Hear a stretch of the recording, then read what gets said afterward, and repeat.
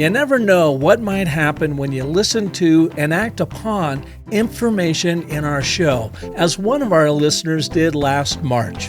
Hi, I'm Park Howell, and welcome to the Business of Story. One of our longtime listeners reached out to me after hearing show number 454 that focused on serendipity and the stories of chance encounters. In it, I talked about how a series of unlikely events happened, one after another, over a short period of time with some of my past clients, friends, and strangers in the franchise world that led to this listener reaching out about an opportunity to start one of his own franchises. So I introduced him to today's guest, Dave Keil, who, as you'll hear, is a leader in the franchise world driven by his unique story on brand purpose and how this chance encounter has helped one of our audience members start their own business.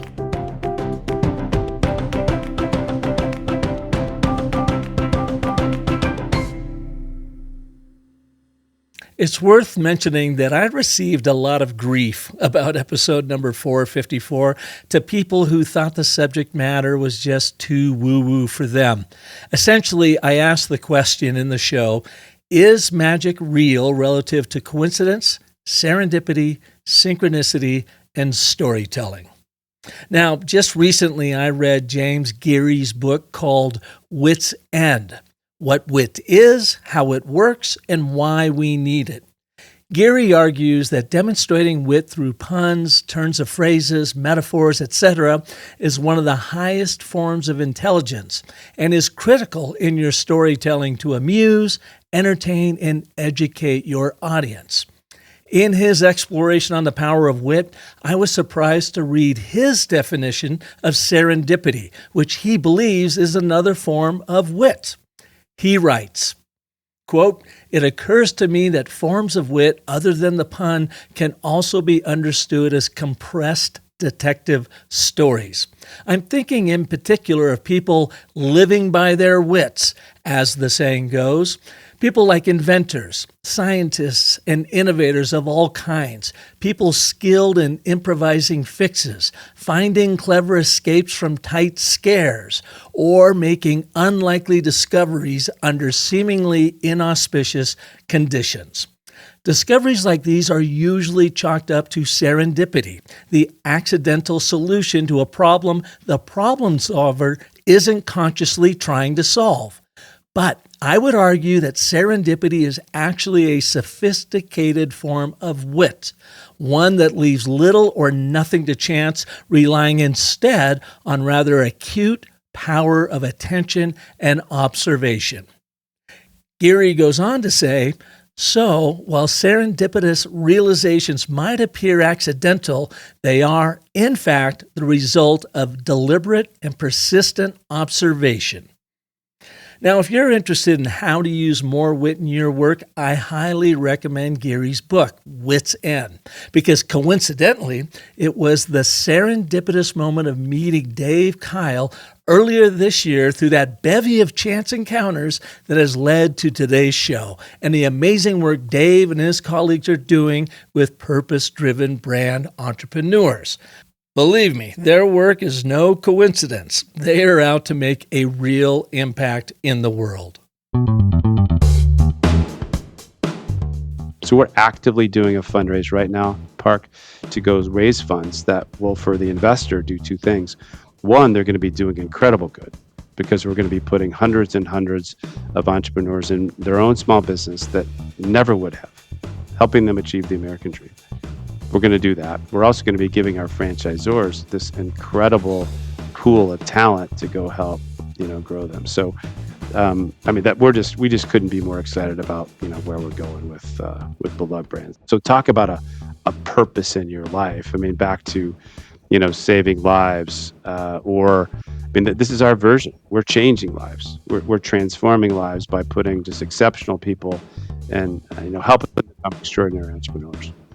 Dave Keil is a 4-time franchise CEO, leading iconic brands including Haagen-Dazs Shops, Honey Baked Ham, the Pure Bar, and has led the franchise incubator Franworth for the past 6 years, who have a portfolio of 7 emerging franchise brands. Franworth is rebranding their portfolio to Belove Brands, which will be a game changer in the franchise world as they work to remove financial barriers to small business ownership. Dave also has a heart to impact others. His blog is focused on sharing life lessons, and he started a nonprofit 4 years ago to scale nonprofits using franchise systems and tools, a company he calls Franchise for Good. So please welcome to the Business of Story, Dave Keil. Hey, Dave, welcome to the Business of Story. Hey, Park, it's great to see you, man. Happy to be here. Now, are you hanging out there in Ann Arbor, Michigan? I am. I'm right at the corner of Main and Liberty, right downtown. You were here, Park, not that long ago. So, yeah, right downtown Ann Arbor.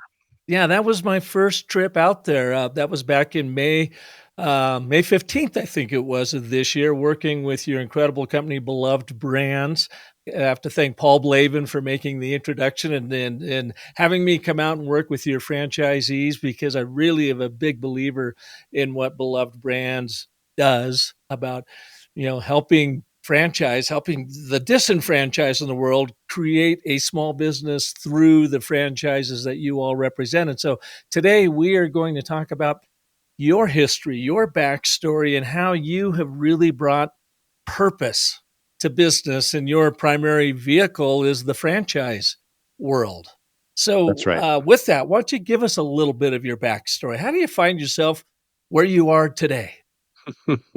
Well, it is one based on purpose. I did set an intention long ago about to try to live my life and my career on purpose. My mission in life is really embeds three things. The first is to love my family well. Secondly, to share lessons on purpose. So this fits into that. And third, scaling companies for good. So I like to start with that overarching. I think that's part of what drives purpose, is having that overarching theme and helps me make decisions and the like. So one interesting part of my upbringing, I moved like 15 times. Park. I'm a native Texan and moved a bunch. My dad was in the oil and chemical business, and so I moved a bunch. So I was always having to find myself in new and interesting places, from diverse as Brownsville, Texas, on the tip of Texas, to Luling, Louisiana, to Charleston, West Virginia, to Philadelphia. So I lived all over. That was a big part of my upbringing, and how I became who I am. Went to school, undergrad as an engineer, later got an MBA, and then my career was really a tale of two parts. The first was in Fortune 500 land. I worked for big Frito-Lay. My first job was leading the second shift of making Fritos. So I'm 21 years old. I'm given a group of direct reports, all of whom are at least twice my age, and began to lead them. We can talk about what that was like. So first stop, Frito-Lay, part of the PepsiCo organization. Worked my way up. Next big job at General Mills, and later a big chemical company called Ecolab. So along the way, I did every job: finance, marketing, sales, operations, strategy, you name it. Did 50 deals along the way, more than 50 mergers and acquisitions. Again, unlocking purpose and finding synergy where none was before. And then I moved into franchising. So the first half was classically trained in Fortune 500 world, second half in franchising that I just absolutely fell in love with. I'm happy to unpack that more, but tale of two parts of the career. What I'm really interested for right now is, in your impressionable years growing up, you moved 15 times. So you must have had a hard time, making friends, well, not making friends, but keeping them, because all of a sudden you're packed up and you moved on to the next school, the next town, the next state. What did you learn about yourself in those 15 moves? It was really easy, frankly, to move away from my purpose. I think that's what I learned. So to move in you're always a new kid. So I was always a new kid from third grade to 10th grade. I went to a different school every single year. So I was literally the new kid every single time. So I found a couple things. One, you've gotta, have a commonality with people. So, people had been, born and raised in Luling, Louisiana, outside of New Orleans, and they had these connections. So I often I knew I needed a way in to connect. Often that was sports, that, typically that's what it was for me, but I found that way to connect, and I would also find myself being a chameleon. I mean, even my accent, like I can do a pretty good Texas accent, a Lula, a Creole or a Cajun accent. I'd found myself blending in. That was the secret back in the day, is finding some commonality, trying to blend in. But actually, what I learned was what that didn't do was really build me. It didn't build my purpose. It didn't build my character. I wasn't really sure who I was. I was whoever, because I was always the new kid. I had to blend in. I was never truly me. So it's taken me a long time to actually figure that out. That some of the secret of purpose in your life, in your career, is being the same person in every category. I'll give you one example. So I was at Frito Lay, my first job. I 21 years old. I'm working in a big manufacturing. Coming from academia, I'm in this is San Antonio, Texas. I'm working in a manufacturing plant, coat and tie on because I'm the supervisor, and I'm supervising a group of second shift employees. So like 3 o'clock to 11 p.m. Been doing this forever. I had to address them and lead them. So I found myself having to use colorful language to go get someone to do what I asked to do. I couldn't say, "Hey, like, just, can you guys sweep up the pile of chips on the floor?" I'd have to come at it with every four-letter word that I knew to get them to sweep it up. And I'm like, "Okay, this is not who I." And then the next day, I'd go to church and be very It's like different. washing your mouth out with soap the next day, huh? Exactly. And then I'd be at home with my young family, so I'm like, "Something's not right here." Like, I can't be a different person and use foul language on Friday, be with my family, and go into, baseball practice on Saturday, and then Sunday at church being a different person. So I learned that early on, Park, that you gotta be the same person everywhere. There you really are you, so you have to be one person in every setting.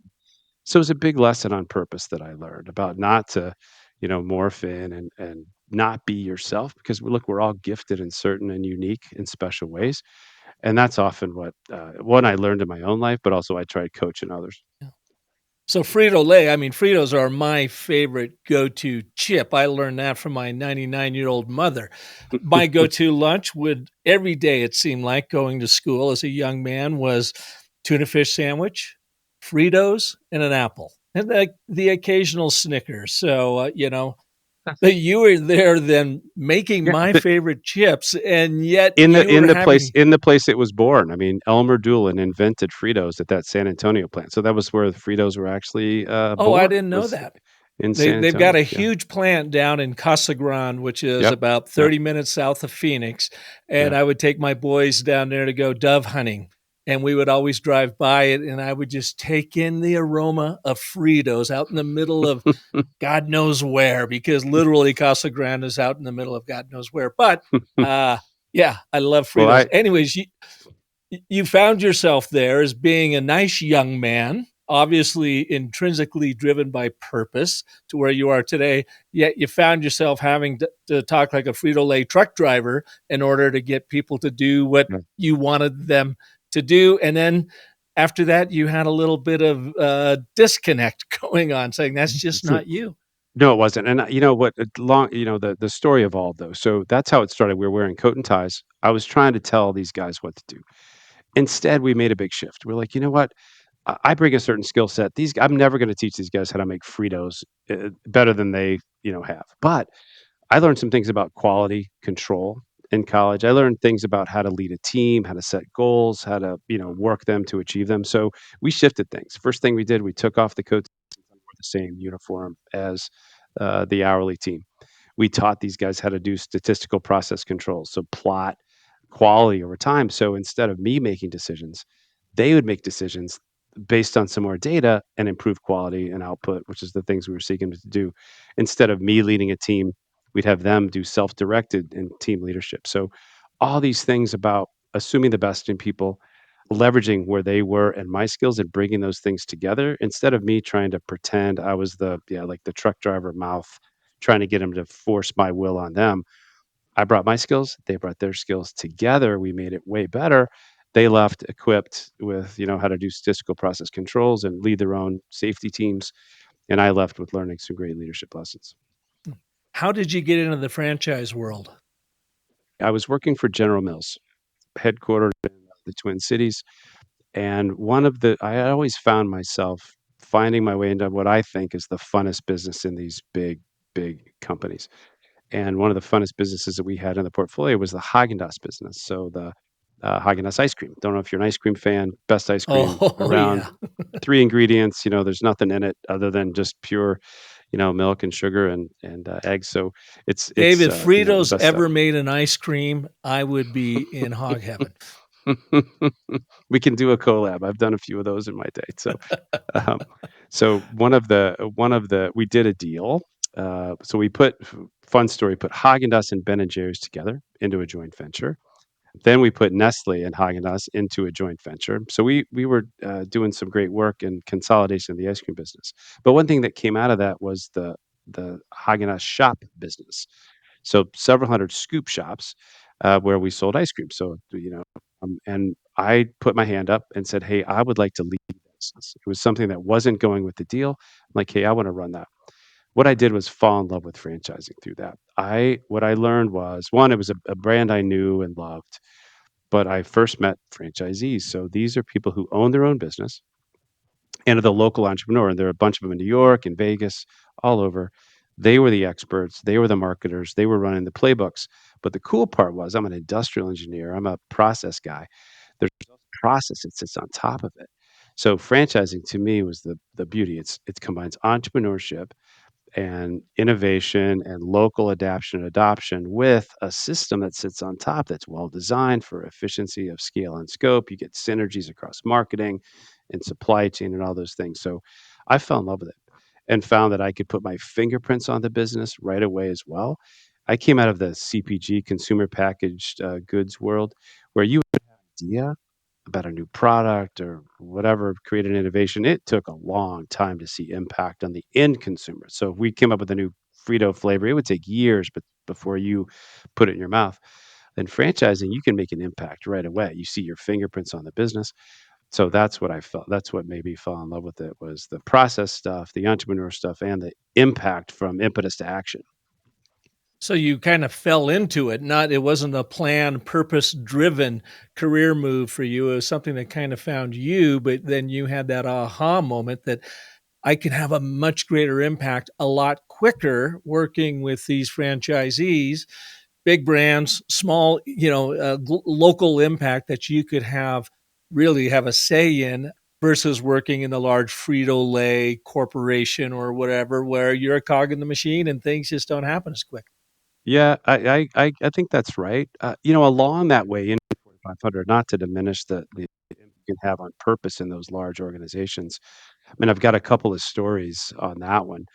I work for a big company called Ecolab, big chemical company. This is after General Mills. So I learned franchising, loved it. I still jumped to another company that I loved, did mergers and acquisitions. Then I found myself leading our healthcare division at Ecolab. So we provide biggest cleaning products company. So those of your listeners who have ever worked back a house in anything, a restaurant, a hotel, they know who Ecolab is. Big cleaning product. So I led the healthcare business. Was all about selling hand soap, sanitizers, surgical scrubs in acute care facilities and hospitals. So our value proposition, Park, was that when the sales team went out, they would sell on efficacy. Hey, this hand soap cleans 99.9% of germs. So a very functional value proposition. Well, when we really unpacked it and to think at it from a purposeful statement, meaning what impact do we have broader? What we realized is it was not that we were just cleaning hands and cleaning soap, but we realized that we've all come to learn in COVID times, this is well before COVID, that one of the best ways to prevent pathogens, germs from transmitting from one to another is to break that vector, to wash your hands. You get all the germs off, then your hands aren't going to infect somebody else. And that in turn saves lives. So that's what we did for the whole team. Instead of selling on a value of, hey, we can kill 99% of germs, or I can sell it to you cheaper than somebody else, what we laddered up to was the sales team. Now, their purpose in life was not how many things can I sell or how many pitches can I make. They were part of something that was big of actually saving lives. I mean, there are 200,000 healthcare associated infections that happen every year, and many more people die of a health associated infection they pick up in the hospital than car accidents. So it's a big issue. And so we were equipping these guys to actually save lives. So talk about a change in your purpose when you go home at the kitchen table and say, "What'd you do today, honey?" You could have said, "Well, I sold 4 cases of Bactifoam." Or you could say, "You know what? I helped save 4 lives today in a healthcare." So another kind of lesson on purpose along the way. Yeah, and that's plays into a lesson we teach all the time in our storytelling that you heard, of course, during our training out there in Ann Arbor, that your stories are not about what you make, but what you make happen in people's lives. And in your case, Absolutely. with Ecolab, it's you're making safety, health. You're saving Yeah. lives out there. The vehicle just happens to be the hand washes and sterile Yeah. implements that you sell, you make available. No question. And the encouragement I give to your listeners is always find that there's always that underlying purpose of the company, your why, that you can ladder up to a high order. Did this at Honey Baked Ham. I led Honey Baked Ham. It's a franchise system. We spent a lot of time thinking about slice thickness and how there should be 6 slices to an inch of Honey Baked Ham, right? Glaze coverage. What's the glaze coverage? Well, the end consumer doesn't know that there's 6 slices per inch and their glaze coverage should be X. They care about the product. And when we began to unpack the purpose of Honey Baked Ham in a consumer life, we realized it wasn't those technical aspects. What we unpacked was it makes occasions more special. The reason you give a honey baked ham to somebody, it's if it's a funeral, it's at a Easter celebration, is some of the most common ways. We began to link ourselves to people's purpose about why is it that you're consuming the brand, and then began to talk about it that way.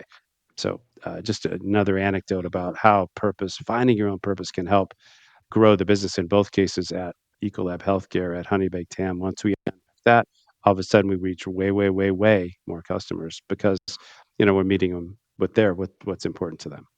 Yeah, what's in it for them? Again, story truth number two, your story is not about you, but about your audience, about your customer, what's in it for them. I'm curious, Dave, you were in the food services, snacks, Frito-Lay, and then you went on to Haagen-Dazs, having all and these really fun jobs. What then was the link or the bridge to go into Ecolab? And then it sounds like you came back again, Did. the franchise business of Honey Baked Hams. I did. I was raising my family in the Twin Cities. That was important to me. If you recall back to my childhood, I got moved every year from third to 10th grade. So within General Mills, loved the company. We had this great Haagen-Dazs experience. You don't really become a general manager. You become a functional expert. They align the company one functions, a supply chain team, a human resource team, a marketing team across. I wanted to go to a place that had businesses. And so Ecolab was a great place. I went over doing mergers and acquisition and did M&A around the globe. So that was wonderful to do. But I had a shot at running my own business. So that was why the move. And then that later led me to franchising. What really moved me to franchising was I remembered back to my Haagen-Dazs days where, the magic of entrepreneurship, putting people in business, giving them their own purpose, and that quick ability to go touch them and make an impact on them. That really warmed what I did, and it met my life vision. So that was became my shift. So Ecolab did give me great opportunity to bring things together, to lead a team, to unpack purpose. I was still, though, seeking a thing to go really grow, and I loved growing things. I love scaling things, and so I was able to go move into faster moving growth, and franchising was it for me. And so today, well, you've been with Franworth. They're out of Ann Arbor, Michigan for the last 6 years, and which has also created the Beloved Brands program, which was launched there in May. And again, it was such an honor to work with all of you and teaching your franchisees about storytelling and so forth. Why did you make that move into Franworth, and how did it help you really build your mission of bringing purpose to business and business owners? Yeah, I had another stop along the way. I led a company called Pure Bar, which is a boutique fitness, 600-unit boutique fitness chain. So did the same thing there. Built relationships with the franchisees. We unpacked our purpose, which was not about having people lose weight, the exercise. It was about empowering yourself, and we told some amazing stories there. But we were selling the business, and I wanted to get back to my home, to my wife's home of Michigan, and so I had heard of this company, Franworth, and their founder, John Rachi, but I never met him. So I came to Ann Arbor, this office right next door, and met John and was seeking maybe a board seat, something like that. And then I heard what they were up to. And the mission of Franworth, the time was to go partner with founders and then build, incubate, and grow franchise systems. So we go find a local, uh, business that's successful locally, and then wrap a whole process and system around them to go grow. So we're at the beginning of creating things and creating entrepreneurs and making lives better for others. Helping others achieve their dreams. One thing that many of your listeners know is that many people don't believe the American dream exists anymore. Park. I mean, it's something like in the 30s percent of people that believe that they impact their future in a way that their hard work will lead to prosperity, will lead to them being secure, to them having a purpose. And so that's the thing that inspires me and why I chose to work here and invest here is because of what we do. We are all about creating brighter futures for others. We're about equipping franchisors, who are the people that own the brand and the operating system, and franchisees, the individual business owners, so they can go help achieve the American dream. And Belove Brands, the reason that we're renaming, and this is, we haven't talked about this often, Park. You were there when we created it, and the inside we have 7 brands in the portfolio, all who are emerging brands. We have a full variety of them, from selling milkshakes to chiropractic care. So there's nothing in common with our 7 brands, as you saw, Let's real other than quick, their Dave. emerging Let's brands. go through that list, the stable of brands that you currently have, because it is an interesting, eclectic group of purpose-driven brands. Yeah, so I'll have milkshake factory. So we sell the world's best milkshakes. Just started that business. We've sold more than 100 of them in less than a year. So that's an amazing business. We have 2 service-based businesses. One called Garage Kings that does garage floor coating. One called Mosquito Nix that does mosquito systems. So we innovate in that. You've probably had your bugs fogged at your house, perhaps. We install systems to install. Our newest is one called Degree Wellness. So the wellness space is fastly emerging. So we do it's you come and you get a lot of things that help reduce inflammation. So cryotherapy, infrared sauna, cold plunge, red light therapy, compression leggings. That's one of our businesses that we just absolutely, it's new. We absolutely love it. So I mean, that's a handful of our amazing brands. We just put in an infrared sauna here at our home in northern Arizona and love it. Absolutely love it. And I can already feel the difference in just a couple months. Oh, that's so great. That's so fun. Yeah. Our newest brand that we're starting is one called the Laundry Spot. So that's another one where, it's an industry that has not been used or not been, it's mostly mom and pops, right? So the efficiencies of scale and scope haven't really come to that brand yet or to that end market yet. So we're partnering with one. We're just about to launch it. So we're going to enter the laundry space here relatively Is that soon. like a laundromat? It's like a laundromat. Think about a high-end laundromat with the best of equipment that would typically be used in on-premise laundry. So in the basement of a hotel, that's the type of equipment that they would use. We're bringing it to the end consumer.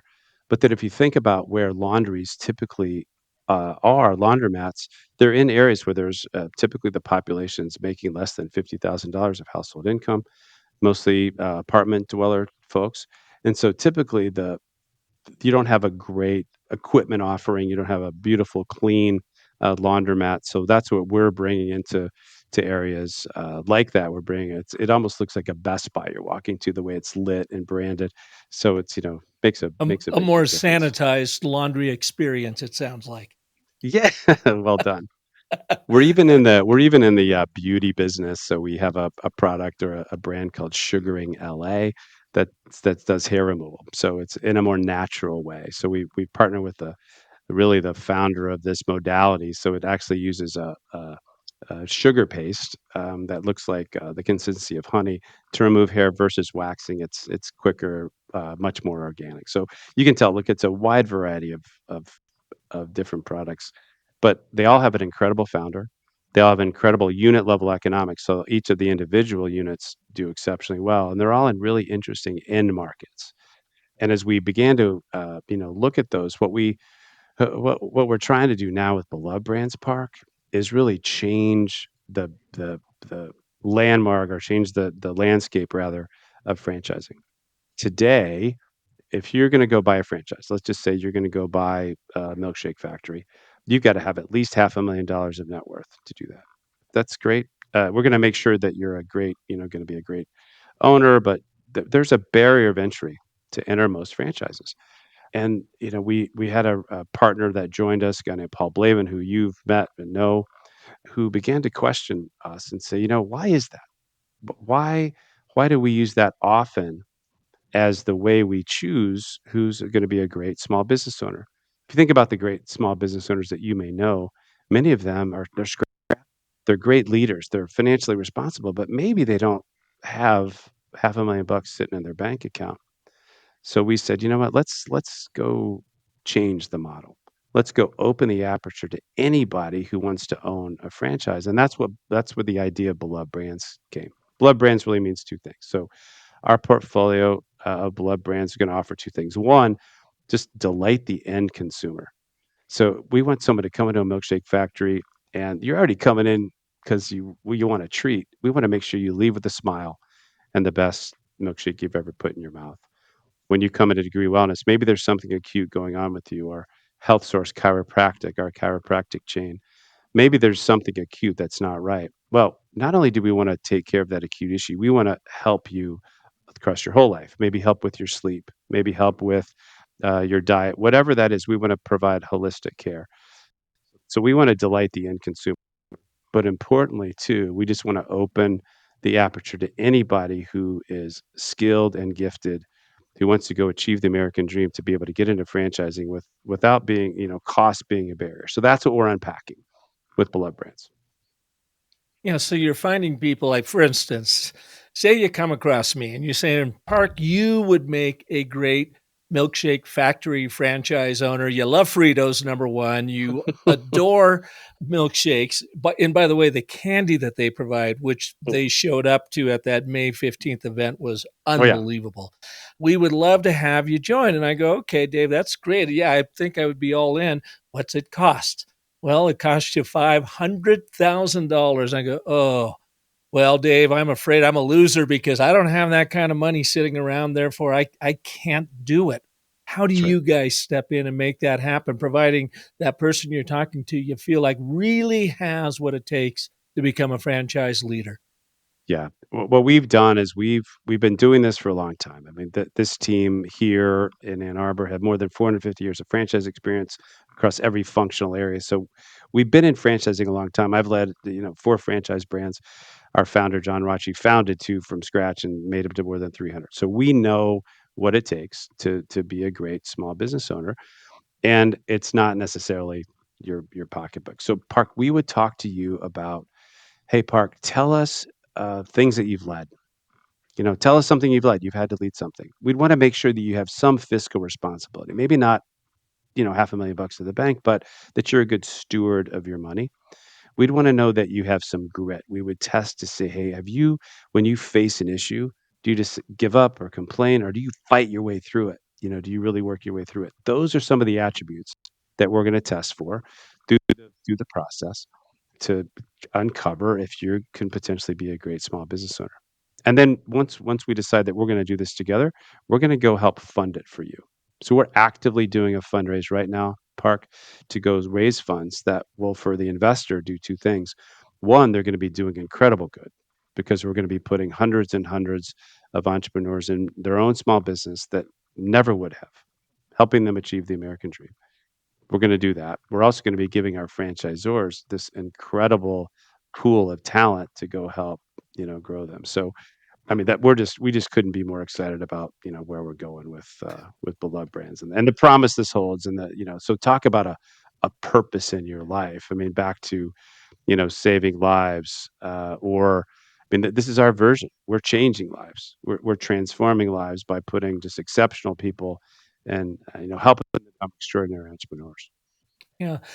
I had mentioned the Belove Brands story on a show way back in February or March of this year. And it was just at the beginning of the show. It was sort of an anecdote that I shared, and I went on and talked about something completely different, or it must have been related. But I had a listener then reach out to me and said, this sounds really interesting. And I connected you two. How did Yeah. that turn out? It's got a very happy ending. So that person who first heard you on this show got a hold of somehow, was talk about gritty and, found their way to me and kept at me to get a Well, he meeting. shot me a note and he says, "Who do I need to talk to there?" And I sent a note out to Paul and I said, "Paul, Yeah, who does he need to talk to?" He yeah, goes, "Well, connect him with Dave." So, yeah. So we got connected, and then so we had this conversation. I was testing early on. This is a young man who, well educated. Oops, sorry, my lights just went on. I wasn't moving around enough. Um, I need to be more animated, apparently. So, college degree, two income family, extremely talented, but wanted to be an entrepreneur for in part to bring his family from West Africa and go employ them. So, I mean, what an incredible why behind this person. And so we started talking, and I quickly learned that, oh my goodness, this person would make a wonderful, wonderful franchisee. I showed him our portfolio. He's now chosen the that he likes the best. It's our Sugaring LA model, our all natural healthcare. He's in Texas, and he's actually actively going through our process right now, Park. So you and your show are going to have a hand in being one of the first Beloved Brands franchisees on the planet. So kind of the beginning, the point of the sword about changing this industry that we're in. yeah, that's awesome. And folks, listeners out there, this is the first time hearing of it. Other than when I saw Dave back in May, he had mentioned that, oh yeah, this conversation is going on, and there's a real opportunity here. And you know how that is. You do an introduction, and 9 out of 10 times, or 99 out of 100 times, it goes absolutely nowhere. So I was delighted to hear that. Oh, there's Yeah. some interest on your end and their end back in May, and now really happy to hear that has come full Oh, it's circle. I mean, it's think about the linking purpose here. I mean, you're out there putting out some interesting ideas. We're creating this new business model, and the story's still not complete. We are going to start and underwrite a few folks like the guest that you shared, and have him go get into a franchise with $10,000 down as it, and we'll be able to build out. Take a living wage along the way to get to sufficiency of when the store starts to make money, and then we'll be off in the races and create real wealth for he and his family, and hopefully employ a bunch and as he brings the family over. So, but we're still not done. We're still seeking investors in us. So we've got, oh, I don't know, 4 or 5 big discussions going on, that will create a great, big IRR for these investors, but also talk about doing great good and putting, hundreds, if not, tens of thousands of people in business. Yeah. Let's go back a little bit, and I want to ask you about, has it taken a lot of encouragement or modeling from your and John's and Paul's position with the current franchisors that you have at Franworth, who I would imagine got into their business, be it the milkshake factory, be it Mosquito Nicks or whatever, because they had a good idea. They want to help people, but bottom line is survival. I got to make some money. I want to I want to franchise this stuff out and make some more money and whatever. How much work did it take for you and them to get them to see the power of approaching it from a very purpose driven perspective, knowing that the money's going to come providing you deliver on your purpose? Surprisingly not much, frankly, Park. It was more of the once they heard of the idea, they're like, "Let's go." In fact, they're pushing us. We just had a call hours ago with all of our franchisors. So these teams, these 7 brand teams coming together. We do it once a month to share best practices, to encourage one another, to learn from each other. It warms my heart because, one will thank another one for the impact they've had on each other. It's really cool. They weren't look, they were all in, Park. Every one of them got into this business. Not every one of our founders and presidents are not in this to make a ton of money. I mean, look, that is an outcome that's gonna happen if you do things Mhm. right. I'm every single one would look you in the eye and tell you the same thing, that they're in this business. Yes, they wanna see what they founded propagate. We wanna see milkshake factories and making smiles across the US. We wanna see Garage Kings around the US. Yes, we want those types of success.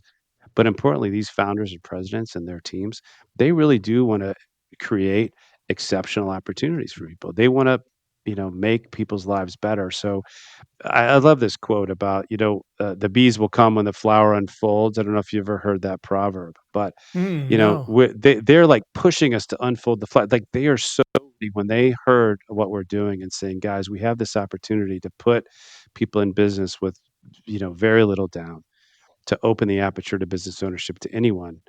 That's exactly what they want to do. It doesn't diminish their ability to go grow the system. It doesn't diminish it. In fact, it enhances it because Mm. if you think about the people we're going after, the interest is going to be massive here. When we turn on the opportunity here, yes, we have one or two that we're piloting right now, but when we turn this on to the US and say, hey, if you have leadership skills, if you have grit, if you're fiscally responsible, if you've led things, and we can go, you can come follow our system and join one of our brands. I think we're going to be, hugely successful with that endeavor. So of course they're going to be into it because it's going to help. Yeah, it will eventually lead to them making a bunch of money, but along the way, as I look at the hearts of every one of these founders and presidents of our businesses, they want to make a difference. They don't.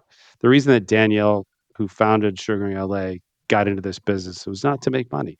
It was to go bring a new technique that's safer and more economical and more organic to the country. So it wasn't a far stretch at all. In fact, what's funny is now that they've heard about it, you were there in May, they're pushing us to go quicker, quicker, quicker and get it to market. So Oh, that's great. So you definitely have buy-in. Now, one of your big purposes in this day and age is your lessons on purpose, your website, your newsletter, and how you teach it out to people. And I know one of your big lessons is write it down. Why is writing it down so important? yeah, I mean, one reason the statistics say that 42% of you are 42% more likely to achieve a goal if you write it down, Park. So I've always been a big believer to write things down. You commit them to paper before they get committed to reality in real life. I think for me it helps organize, my thoughts. It helps me codify what I think. So I spend most mornings writing in somehow, some way. Also on purpose statements. So often when we partner with a lot of emerging brands, and I've done, 20 probably in my career. I've helped grow an emerging brand.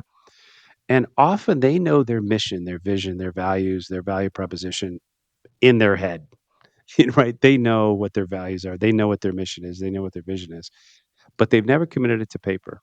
And so that's what we do an exercise on, is help them document it all the way to writing a manifesto. I mean, some of the funnest work we get to do is help work with the brand and take their purpose and putting into a type of a manifesto. And many of our brands, once we've unpacked that, that actually goes on the wall. Their purpose statement goes on the wall.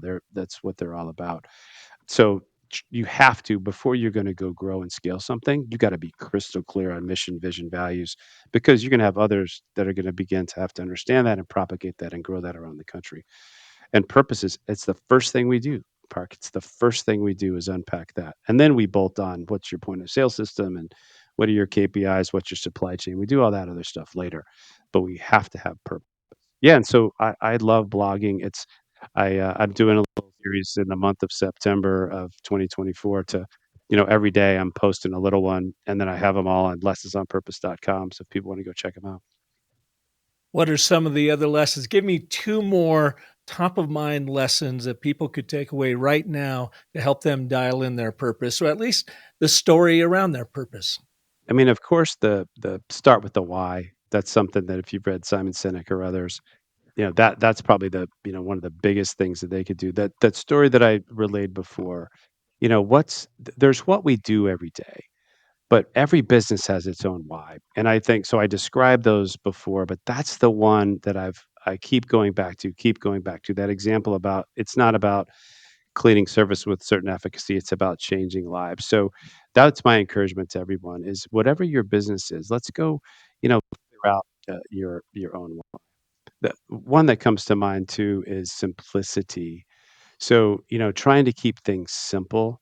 I think it's really easy to make things difficult and really difficult to make things simple.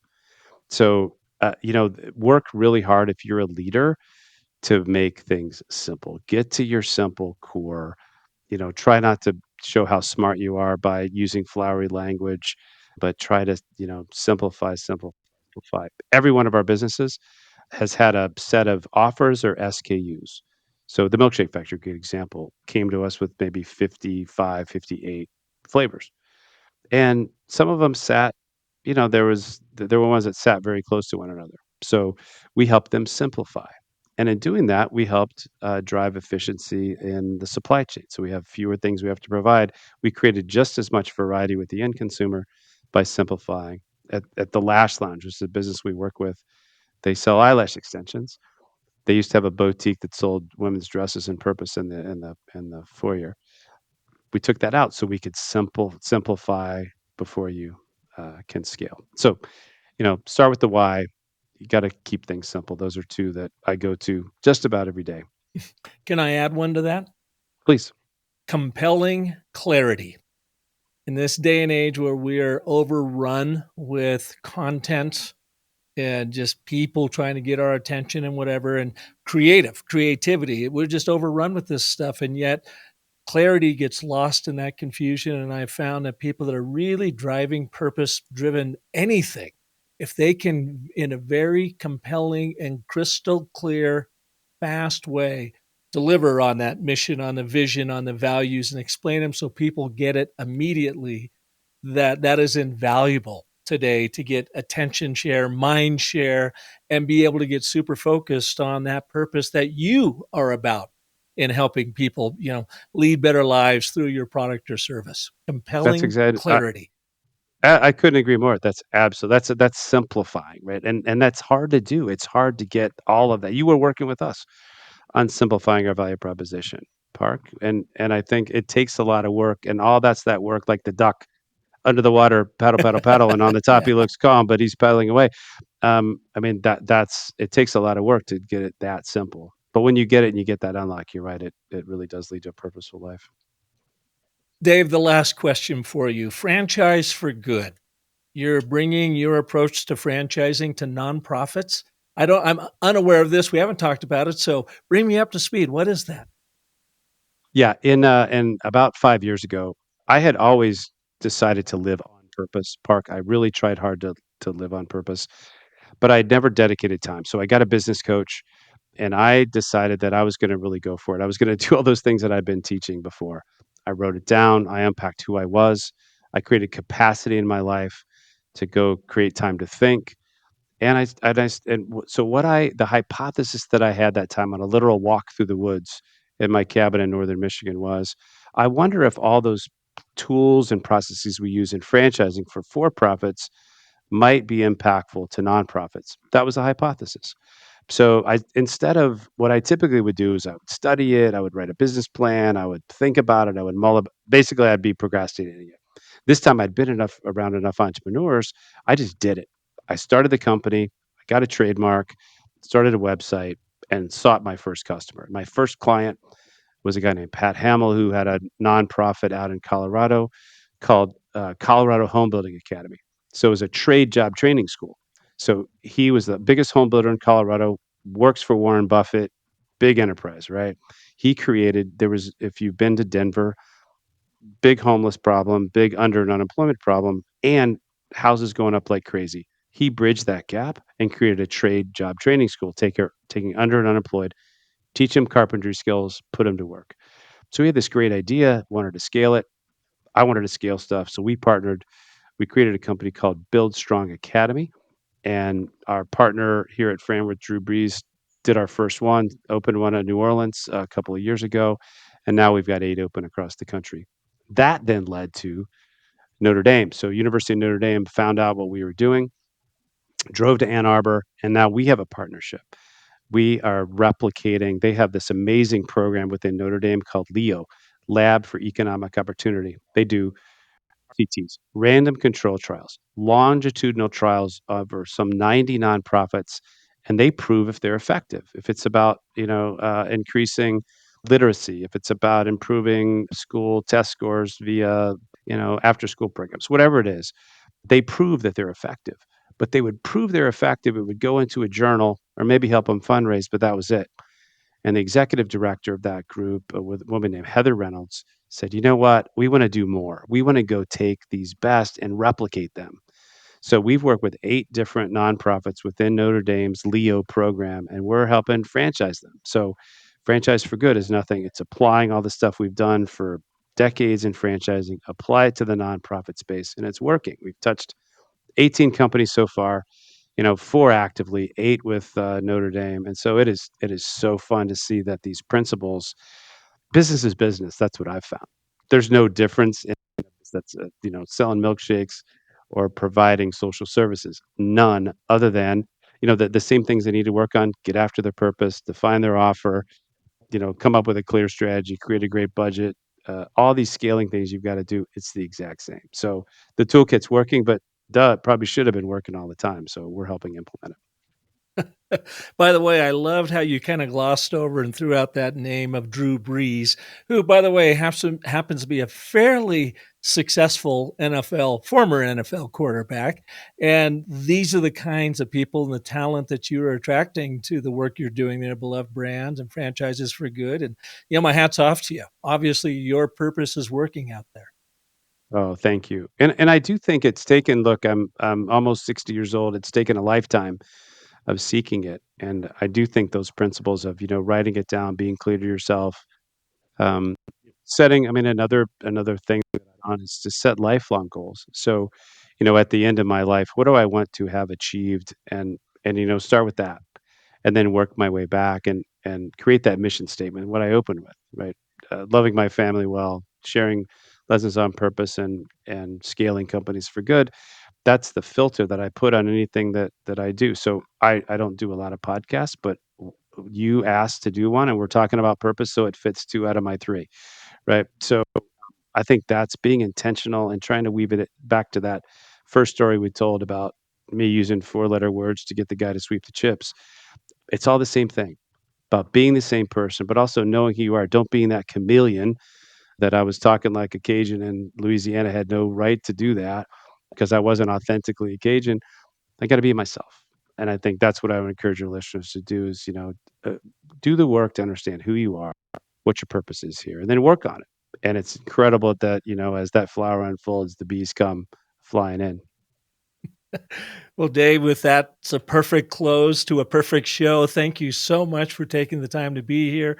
Love to hear a little bit more and go a little bit deeper in what you all are doing over there at Belove Brands, and just delighted to have you here. Thank you. And thanks for your impact, Park. I'll let you know once we award that franchise. We'll bring you there for the grand opening. I guarantee it. Oh, I would love that. Again, just a happenstance by just simply sharing the Belove Brands story, and here's what it has culminated in, I think is very, very cool. So thanks for that. Thank you. All right, man. Have a great. Oh, one last question for you, Dave. Where can people learn more about you and Belove Brands and what's going on there? Yeah, for me, you can go to davekeil.com. So it's Dave, Keil.com. And I've consolidated all my stuff there. And you can also go to belovebrands.com. So we're just cranking up that website so you can learn more there. Awesome. All right, man. Thanks so much. And I look forward to seeing you soon. Take care, Park.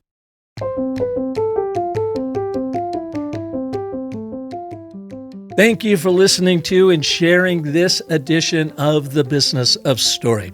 If I can help you and your team, just like I did with Franworth, grow as more compelling, confident storytellers to really teach them how to excel through the stories they tell, then give me a shout. Reach out to Park at businessofstory.com, or you can even test drive my training at thebusinessofstory.com/ABT.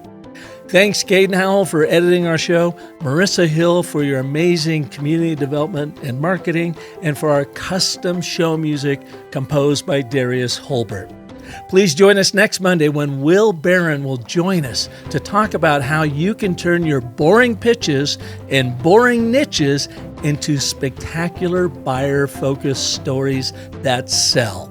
And until then, remember that the most potent story you will ever tell is the story you tell yourself. So make that one a great one. Thanks so much for listening.